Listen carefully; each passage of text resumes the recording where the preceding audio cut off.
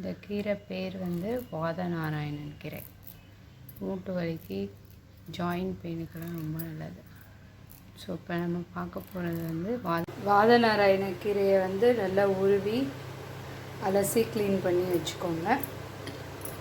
அப்புறம் தேவையான அளவு கொஞ்சம் கசப்பு கீரைங்களில் சில குழந்தைங்களாம் சாப்பிட மாட்டாங்க, அதனால் கொஞ்சம் தேங்காய் வந்து கொஞ்சம் அதிகமாக எடுத்துகிட்டு, அப்புறம் பூண்டு, வரமிளகா, புளி, உப்பு, அப்புறம் கடலைப்பருப்பு, உளுத்தப்பருப்பு இதெல்லாம் போட்டு வதக்கிட்டு துவையல் செய்யலாம்.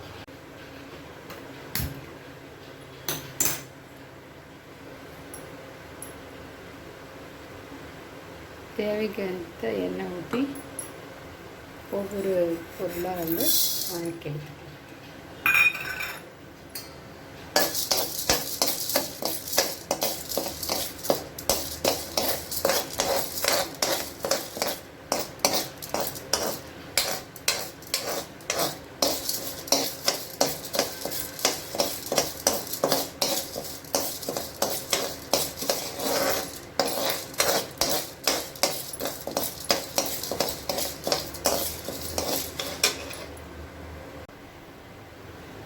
ஸோ அடுத்தது பூண்டை போட்டுக்கலாம்.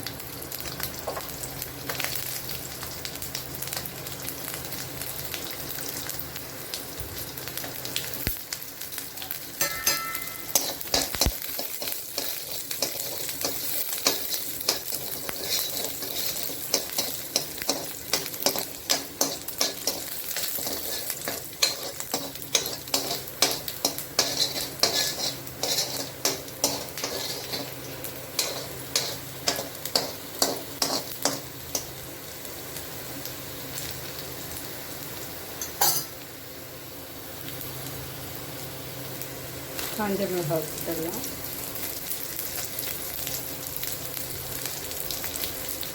கழுவி வச்ச புளியை போட்டுடலாம்.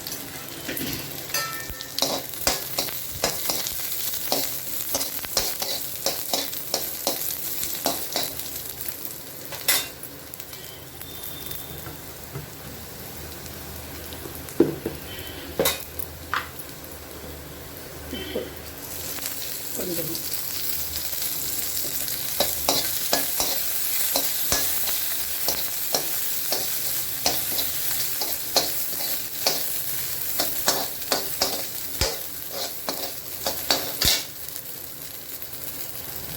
இப்போது கீரையை போட்டு வதக்கிடலாம். சிம்மில் வந்து சும்மா லேசாக வதக்கலாம். கீரை நிறையா வதக்கலாம்.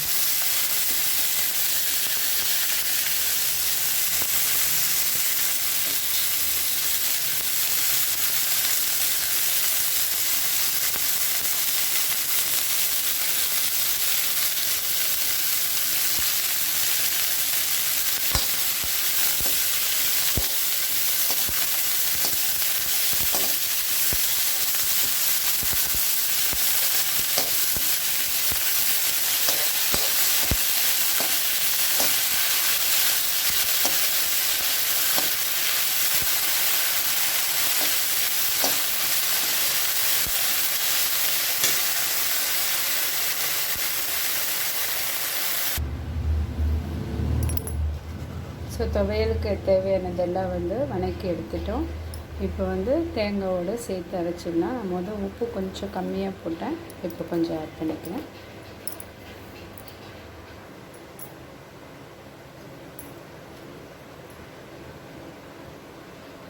ஸோ மிக்சியில் போட்டு அரைச்சதுக்கப்புறம் கடுகு போட்டு கருவேப்பிலை போட்டு தாளித்து எடுத்துங்க. கொஞ்சம் எண்ணெய் விட்டிங்கன்னா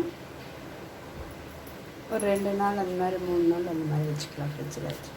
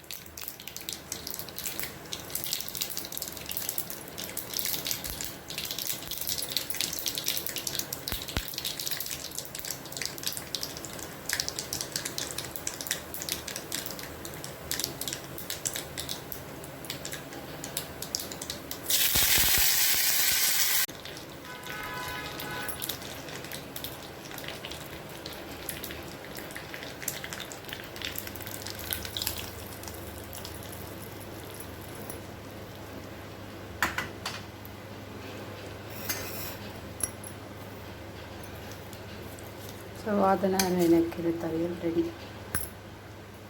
சாதத்துக்கு, இட்லிக்கு, தோசைக்கு இதுக்கு வேணாலும் வச்சு சாப்பிடலாம். மூட்டு வலி எல்லாத்துக்குமே உடம்புக்கு ரொம்ப நல்லது.